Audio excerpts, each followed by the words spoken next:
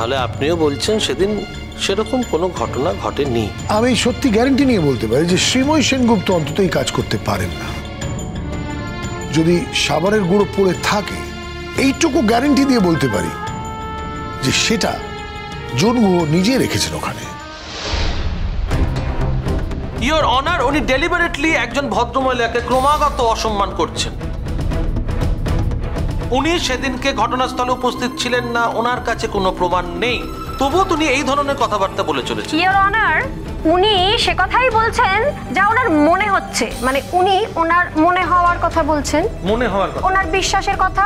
ঠিক যেমন আপনি ক্রমাগত আপনার মনে হওয়া, আপনার বিশ্বাস কিছু না জেনে, কিছু না দেখে, কোনো প্রমাণ ছাড়াই বলে চলেছেন, ঠিক তেমনি উনি ওনার মনে হওয়ার কথা বলছেন। আপনি ওনার মনে হওয়ার সাথে একমত হতে পারেন, একমত নাও হতে পারেন, কিন্তু আপনার কোনো প্রভাব থাকতে পারে না ওনার মনে হওয়ার উপর, এবং আপনার কথায় ওনার মনে হওয়াটা বদলেও যেতে পারে না, এই আর কি।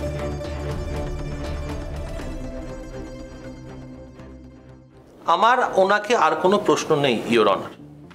আচ্ছা স্বর্ণচাপা দেবী, আপনার কি কোনো প্রশ্ন আছে ওনার কাছে? ইওর অনার, আমার ঠিক দুটি প্রশ্ন করার আছে উপাল বাবুকে।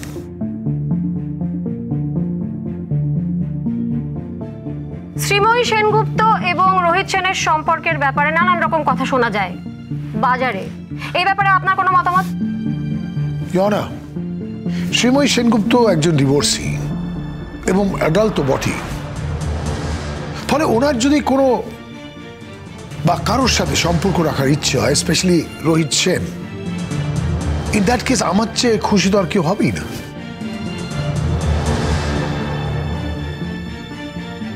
তার কারণ আমি ওনার ওই 25টা বছর, মানে যে 25টা বছর উনি বিয়ে করে ওই পরিবারে ছিলেন, তার মধ্যে অন্তত 22টা বছর আমার চোখে দেখা। কথাটা হলো, আমি যত বছর আমার বৌদিকে চিনি, এটা আমার বিশ্বাস যে উনি আর কারোর সাথে নতুন করে জীবন শুরু করার কথা ভাববেন না, আর যদি ভাবেন সেটা একমাত্র ভাববেন অনিন্দ্যদার সাথে। তবে এটা ঠিক, রোহিত সেনের আমাদের সকলের জীবনে একটা অবদান আছে, আর স্পেশালি শ্রীময়ের ক্ষেত্রে তো বলবোই। রোহিত বাবু শ্রীময়ী সেনগুপ্তর পাশে থাকতে শ্রীময়ী সেনগুপ্ত কিন্তু জীবনের আরেকটা দিক পেয়েছেন। তিনি যে পরিবারের বউ শুধু সেটা না, উনি নিজের আইডেন্টিটি নতুন ভাবে পেয়েছেন। আচ্ছা, আপনি শ্রীময়ী সেনগুপ্ত আর জুনগুহর সম্পর্কটা তো খুব কাছ থেকে দেখেছেন। হ্যাঁ, দেখেছি। বেশ, এদের দুজনের সম্পর্কের ব্যাপারে আপনার কোনো বিশেষ পর্যবেক্ষণ রয়েছে কি? হ্যাঁ, একটা কথা খুবই স্পষ্ট আমি জানতে পেরেছিলাম তখন, যে প্রথম দিন থেকে জুনগুহ শ্রীময়ী সেনগুপ্তকে নিজের পথের কাঁটা ভাবতে শুরু করেছিলেন।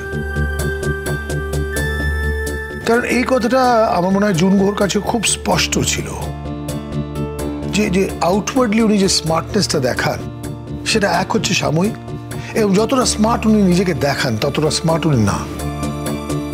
বাকি অন্য সব ক্ষেত্রে জুনগুহ জানতো, খুব ভালো করেই জানতো, যে শ্রীময়ী সেনগুপ্তর কাছে সে হেরে গেছিল। আর কোনো দিনই শ্রীময়ী সেনগুপ্ত দিকে জুনগুহ জিততে পারেননি। আর কোনোদিন পুরোপুরি ভাবে আমার মনে হয় না উনি অনিন্দ্যবাবুকে পেয়েছেন। ফলে হেরে যাওয়ার অপমান, অসম্মান, সেটা উনি কোনোভাবে নিতে পারেননি, এবং দিনে দিনে উনি হিংস্র হয়ে উঠেছিলেন। আর তার ফলাফলই আজ আমরা স্পষ্টভাবে দেখতে পাচ্ছি। আমি এই কথাটাও সারপ্রাইজ হয়ে যাব না যে একদিন হয়তো আমি খবরের কাগজ খুললাম, তাতে দেখলাম যে জুনগুহ শ্রীময়ী সেনগুপ্তর মার্ডার করে ফেলেছে।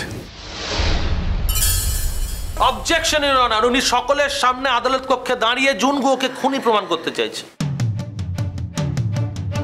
অবজেকশন ইওর অনার, আমার বিপক্ষীয় বন্ধু সেই প্রথম দিন থেকে এই আদালত কক্ষে দাঁড়িয়ে শ্রীময়ী সেনগুপ্তকে খুনি প্রমাণ করতে শুধু চাইছেন না, প্রায় খুনি প্রমাণ করে ফেলেছেন। ঠিক এমনটাই যদি ওনার বিপক্ষীয় বন্ধু করে থাকেন অন্য কারোর ক্ষেত্রে, তাহলে তো ওনার এত হাহাকার করার কোনো কারণ আমি দেখছি না, কারণ দুটো মানুষের মত আলাদা হওয়ারই কথা, তাই না?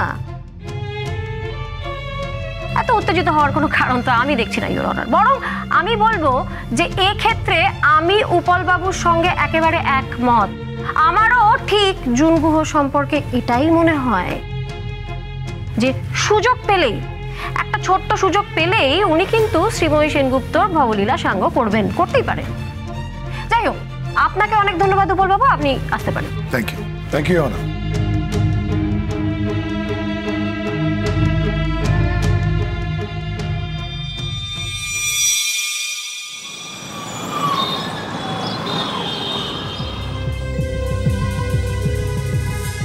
তুমি কি ডাকছিলে আমায়?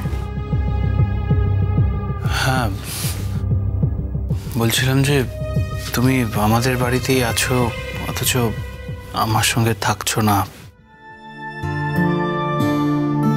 দেখো, তোমার সঙ্গে থাকবো না বলেই তো বাড়ি থেকে চলে গেছিলাম। এসছি এখানে তোমার মায়ের জন্যই এসছি। তোমার মায়ের এই দুর্যোগের সময় আমার মনে হয়েছিল যে তার পাশে আমার দাঁড়ানো উচিত। তোমার ছোট ছোট দুটো ভাই বোন, তারা একা একা লড়াই করছে, তাদের আমার সাপোর্ট দেওয়া উচিত। তাই জন্য ওদের সঙ্গে ওপরে আছি। আর কি কিছু বলবে? বলছিলাম যে আরেকবার কি আমার একটা সুযোগ দেওয়া যায় না অঙ্কিতা? তোমাকে সুযোগ এর পরেও? কেন বলো তো? তোমার প্রতি কর্তব্যে কি আমি কোনো ত্রুটি করেছি?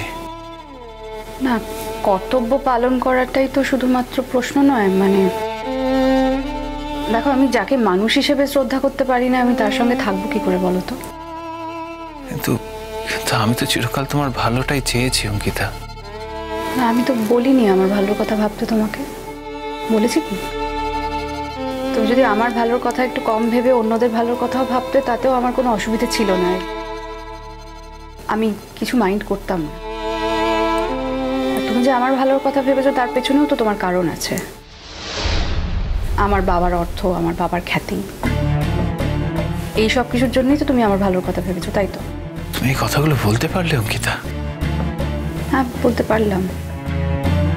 মানে এটা আমার রিয়েলাইজেশন। হতে পারে যে আমি হয়তো ভুল ভাবছি, কিন্তু আমার কাছে এটাই সত্যি। বাট তুমি আমাকে রিকোয়েস্ট করছো কেন, সেটা আমি সত্যিই বুঝতে পারছি না। মানে তুমি তো জানো যে মানসিকভাবে আমি তোমার সঙ্গে আর একসাথে থাকতে পারবো না। প্লিজ এরকম বলো না অঙ্কিতা। দেখো, আমি নিজেকে রেকটিফাই করে নেব। দেখো, এটা তো এইভাবে বলে বলে হয় না। তোমার যদি নেচারটাই এরকম হয়, তাহলে তুমি তো তোমার নেচারটা চেঞ্জ করতে পারবে না। I understand that. দেখো, আমি তো বলেছি তোমাকে যে তুমি যদি সত্যি নিজেকে বদলাতে পারো, তাহলে আমি আবার ফিরে আসতে পারি। আমি তোমাকে বলতেও হবে না, আমি নিজের থেকেই ফিরে আসবো। অনিরুদ্ধ, তোমার মার এই ক্রাইসিসে তুমি তোমার মাকে কি কোনো সাপোর্ট দিয়েছো? বড় ছেলে হিসেবে তুমি কোন ভূমিকা পালন করেছো? তুমি তো এটাই মনে মনে বিশ্বাস করো যে তোমার মা এরকম একটা কাজ করতে পারে। না, আমি সে কথা তো কখনো বলিনি। আমি তো এটাই বলেছি যে প্রপার জাজমেন্ট হওয়া উচিত। যে নির্দোষ, যে নিরপরাধ, সে যেন প্রপার জাস্টিস পায়। তার মানে তোমার মনে সন্দেহ আছে? আমাদের কারোর মনে কিন্তু কোনো সন্দেহ নেই অনিরুদ্ধ। আমি তোমার মাকে খুব অল্প দিন চিনি। তুমি তোমার মাকে জন্ম থেকে দেখেছো। আমি এই অল্প দিনের চেনাতেও বলতে পারি, হলফ করে বলতে পারি যে তোমার মা এরকম একটা কাজ করতে পারে না। তুমি কিন্তু সেটা বলতে পারছো না। জোর দিয়ে তুমি এই কথাটা বলতেই পারবে না যে তোমার মা এই অপরাধটা করেনি। দেখ অঙ্কিতা, আমি এখন বুঝতে পারছি যে মা হয়তো সত্যি এই কাজটা করেনি। তুমি বোধহয় বুঝতে একটু দেরি করে ফেলেছো অনিরুদ্ধ। এখন আর কিছু করার নেই।